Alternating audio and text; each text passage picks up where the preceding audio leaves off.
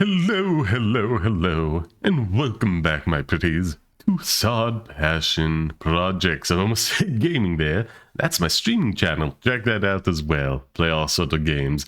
Anywho, today we shall be talking about Pinocchio by Guillermo del Toros. I feel I butchered that last name, and possibly I only got the Del right. Oh well, oh well. Anywho, starting off the bat, I do absolutely love the stance Ditero. God, I swear I was better at this before I started recording. Oh well. His stance on animation as it being a medium and not the genre. Like, even going back to like the earliest like instances of animation being used, it was like a lot more wide ranged, like for adults, for children, various stuff about, and then suddenly je ne sais quoi. I believe the Walt Disney Corporation was certainly one of the biggest factors, if not the first, about like solidifying animation as just for kids, which is truly and utterly ridiculous, and just kind of really limits the medium. Like, this film is so beautiful, so gorgeous, not only in terms of visuals, but writing as well. And honest to goodness, it had me crying by the end of it, which is not something that happens very often in films for me, and it's been quite a while since the last time this has happened. Like, honest to goodness, it warmed my heart so much. Like, again, I just truly, truly love this movie. And I really do hope it helps break animation out of the mold of like, oh, this is only for kids. You can only enjoy it if it's a kid, you know, or if it's like a raunchy adult comedy along the same lines as Family Guy or American Dad or Futurama. You don't fit into one of those molds. You gotta be for kids, despite even the story you're telling heavily features like genocide or fascism, you know, fighting against those things. Doesn't matter. It's like truly ridiculous, and I really do hope like the success of this movie and like Del Toro's statements about animation as a medium helps break this mode a little bit. It would be so delightful if it could. But yes, now were we? This movie is not one for one with probably its most famous adaptation, Pinocchio, by the Walt Disney Corporation, but instead more closely related to the original books that I didn't even know existed before looking all this up. By got the Adventures of Pinocchio by, who was it? Enrico Mazzini? I don't know how to pronounce that last name. Whoops. But yeah, that is fascinating. I didn't even know before this. Like, it goes to say just how like ambiguous, omnicultural, that feels more right, the Pinocchio by Walt Disney is. Like, it just seeps into the culture so much, and you don't really, I wasn't, at least since I was a kid, aware that this was like a piece of Italian culture, you know, like originated within Italy. It's one of its most famous works. But yeah, I just never really thought about it. And actually becoming more aware of this and having this more blatantly being set within Italy, specifically, I believe it would be 1910s at the very start of the film, but we quickly slip into what must be like either 1930s or 40s with World War II, which, yeah, like this film does encompass like the human experience, good and bad, in both life and death, spectacularly. But you do feel like a lot larger Italian presence within the entirety of this work, which I do appreciate. You know, it's a lot of fun just seeing this pop up more. You just get a stronger sense of culture within this film. But anywho, it does play out a lot like you would be familiar with the original Pinocchio, well, not animated film, let's say, by the Walt Disney Corporation. Was there another before that, or is that truly the first film? Oh well. Plays out a lot like that, though we do get the notable detail of Geppetto losing, I believe, a grandson to World War One and being in a quite sad and depressed state because of that. And it does work well for the character dynamic between Pinocchio and Geppetto, of Geppetto kind of wanting Pinocchio to replace what's his original grandson. His name's escaping me off the top of my head. But Pinocchio is very much his own person and still wants Geppetto as a father, but obviously when they are constantly trying to get you to live up to someone else's memory, it's not the most healthy dynamic bout. One of the other good things I really like about this is Pinocchio definitely feels like he was born yesterday in terms of his decision-making and actions, while still being quite charming and endearing. He just simply doesn't know any better when he does something kind of mean, or doesn't think things through enough, doesn't make the best decisions. How would he know better? How would he have the wisdom? He is quite literally a day old the first time we see him, and isn't much older as the rest of the film goes along. So that is quite nice, and I do love the journey he takes throughout this. Not to go into too many details, but he has some naivety about him, which does lead to some bad repercussions, but I feel like he does represent some of the best aspects of humanity, like intentionally just being kind and compassionate to each other, trying to empathize with each other, not to try and dominate and suppress others who are different from you or to overcome them through violence, which, still set in World War II, so that is quite relevant. I believe again, history, at least like from Western cultures, tend to focus a lot heavier on Nazi Germany at the time, about all that stuff going on. So we don't really learn as much about Italy other than it was on the wrong side of history. But yeah, it definitely is a presence there. At one point makes fun of Mussolini, I believe his name was. Quite funnily. I dare say even to the point of creating a plot hole, because how does that genocide... We'll get to that in a moment. But yeah, just like Pinocchio ends up in the military, because we'll get into that later as well. He cannot properly die. He is quasi-immortal. He keeps popping back up, and naturally... someone in the military notices that and is like, yeah, you'll do well on the front lines.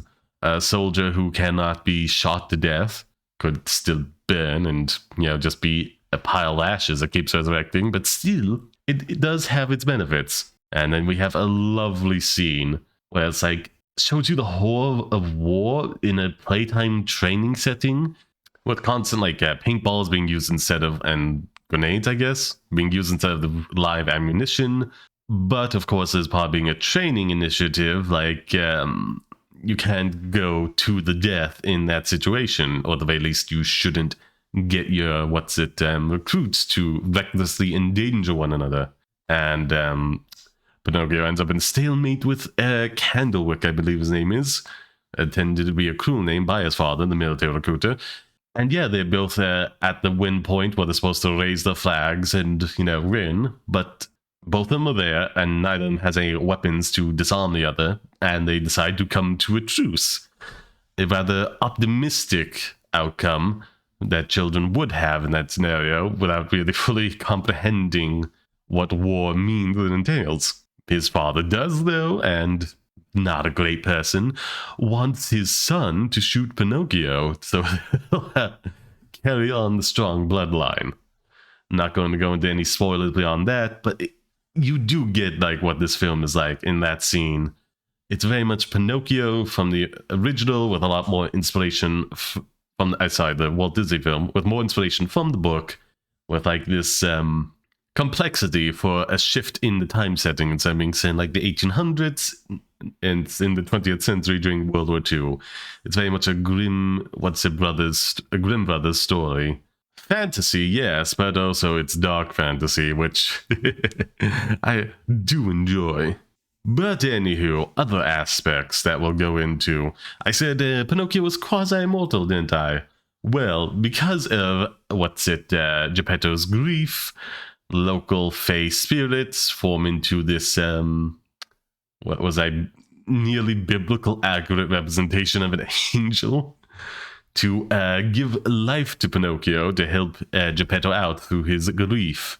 Now, that does make him quasi-immortal, but when he dies, he goes to meet another one that is the incarnation of death, and like typically in mythology, things that tend to be ruling over life and ruling over death are seen as separate entities. And, that does follow to reason in this as well, but at the same time, not enough screen time is really given to them. Like, they have to be there for the story to happen. But, like, not enough screen time is there between the two of them to justify them really being two separate entities without you having enough chance to get a strong sense of who they are as a character. They're just kind of there as plot devices. If it wasn't for that typical mythological trend, I would have said it'd be better to, like, smush them into the one character to be responsible to both giving life to Pinocchio and then overseeing him in the afterlife between his revivals, and also giving him well, we'll not go into spoilers, but, certain plot things that thus come about. Like, it just would have been a lot stronger, and you could get a sense for them, whereas, like, with two separate entities, with so little screen time, they're just kind of there. They're fascinating, intriguing, and, like, you don't get full answers to everything on the other side, into the afterlife. There's mysteries about it. But again, I feel like I should know at least more about them, if not everything they can do and were responsible for. But I don't. But anyhow, we're getting the circular pattern there, so let's move on to the other thing I wanted to mention. Jiminy Cricket there, Sebastian, running gag about him trying to get his own song in. Doesn't until the very end credits of the film, which is rather nice. I feel like the music is, like, skillfully proficient. I believe there's high quality there, but in just purely, like, the vocals, but in terms of good music, it's, like, on a scale for me, quality, style, and emotion. And while this does have, like, a lot of quality, it does suffer by not having either strong stylization to go along with that quality, or, like, really, really strong emotion, at least for, like, a majority of the songs. Geppetto does have one at the very beginning, which is heart-wrenching, but beyond that, like, Pinocchio, the one who sings the most in this film, does not, like, have enough stylization or emotion to really bolster the quality of his vocals. You at least need two, if not, like, a footing in all three, but just one.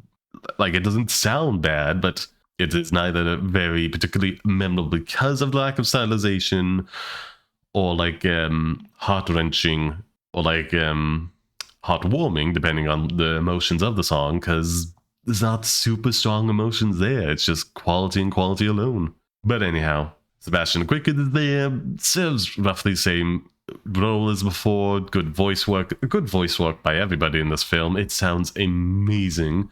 But yeah, he's pretty just much there, because he is a staple of the Pinocchio IP because of the Walt Disney film. So he kind of had to be there, but, like, it's not bad, but he's not with Pinocchio enough. He quite often gets separated from him, and thus, like, the relationship between them and, like, the whole guide him stuff that the Blue Angel sets out for him doesn't feel quite as strong, but nevertheless comes with the promise of one wish that, plays a key part. I don't want to spoil everything to this, so watch the ending. It made me cry. It is amazing. But yeah, again, he could have been a bit stronger in that, with Pinocchio a bit longer, like, actually imparting a few lessons upon him. Pinocchio does, like, repeat things he is told to him and seems to comprehend them later on down the line. But I just wish I got the sense of, like, Sebastian wasn't just imparting, like, phrases to him, but a more ethical framework, even as rudimentary as it is, that thus informs Pinocchio without the rest of the film. It kind of gets that, but only by, like, blatantly repeating what he's saying. It might have been better if Pinocchio didn't, like, mimic it word for word, but tried to recount it himself. Not quite as good, but clearly showing he had learned something from it. That would have been a bit nicer for me. Anywho, only other major thing to talk about is, of course, this circus. Loved the ringleader, I guess you'd say, is a head of a circus. Oh well. Wonderful villainous presence, quite dangerous, in terms of like an interpersonal level. And it was quite nice to see him get his comeuppance in quite a brutal way for a kid's film. Not exactly bloody, but hey. It's nice not to be ambiguous about it. But yeah, he does serve quite a strong presence there, though at some point, Pinocchio does stop mocking Mussolini to his face. Fantastic performer, draws in the crowds, and thus brings in Mussolini at some point, makes the circus quite famous, mocks him right from his face. He gets shot for that, and thus recruited into the military. I don't know why. I guess the military recruiter kept that part to himself and was like waiting for Mussolini to walk away. But yeah, I don't know how he survived after the fact to then get that brutal comeuppance. I guess he doesn't stick around long enough, and I guess like there's a monkey companion that is also in a manipulative and abusive position as Pinocchio, first seeming to be on the same side as the ringleader. They go out of his way to make him look kind of like a fox, which I do appreciate. But yeah, I guess the only real thing is to have him there with Pinocchio and the rest of the family at the end as part of the journey, which I did appreciate. More characters than what we started with being considered as part of the family because of growth and change in circumstance. I do like, but there's no way he also wouldn't be executed as the ringleader. Like, he has to have some serious groveling skills to not get shot when they were willing to kill Pinocchio in front of the entire crowd. No way. But yeah, he still gets his comeuppance in the end. Still dies in the end, so minor plot hole, if you can even call it that. I guess you would. It's just like so inconsistent. Oh, let's shoot the person on stage, but leave the management alone. Because you'd have to assume the management would sign off on this. Unless he was that good at groveling, he was able to get across the point that, no, I didn't sign off on this. Or maybe you had to send him like scripts for approval for him to show up even. I don't know. I've clearly diverted into overthinking that aspect of it, but still. This film is truly breathtaking. It is wonderful, not only in its visual medium of animation, breathtaking, heartwarming, and gut-wrenching at all the same time, but also just on an interpersonal level between all the characters and the acting in the film. I truly did love this film, and I cannot recommend it enough. It is fantastic, and to circle it all back around, animation is not a genre where you get your PG rating by having like 1 foot-size joke in a film like Frozen. It is a medium that you can use to tell breathtaking stories that you just couldn't in live action without like a massive CGI budget. Why did I say button? Curse my dyslexia and ADHD and just the Asperger. It's just all merging together for me lately to make me say the wrong words. Oh well. Like, without a massive budget, you can truly tell the real, fantastical, but all the while still, in terms of character, grounded stories that you just otherwise couldn't in live action. And that covers an entire range from like the safest and cuddliest family-friendly things to the grittiest and most gruesome of like adult mediums and everything in between. It is not simply just kid stuff or raunchy adult comedy. You can do so much more of that. And America and a lot of Western countries are really failing on that front compared to, say, something like Japan, which does have a lot wider of a spread. I just want to see Western animation do the same. So hopefully this is the start of a massive change, like the first speck of snow to roll down a cliffside and cause an avalanche. Hopefully this will be, what's the phrase? A complete shakeup of the industry. Not quite what I was going for based on that metaphor, but it's good enough. Let's not fumble any more about it. Oh yeah, we're fumbling in the tail end of this. Anywho, speaking of fumbling, I probably should have mentioned a lot sooner. Like the video and subscribe not only to this channel, Sod Passion Projects, hit the bell as well, but my streaming channel, Sod Passion Gaming. Stream all kinds of games there, and if you join the Discord, whenever I'm about to wrap one up, I'll put up a poll for what you guys want me to see play next in the various slots. We get your bigger games on a Friday, your AA or indie games on a Saturday, and whatever's considered old enough for me to play on a Sunday. Thursdays are kind of like random days, so yeah. If any of that interests you, tune in for that as well. And do subscribe if you want to see me talk more about various things. Anywho, time to say ta-ta, Wiedersehen, until we meet again. Bye-bye.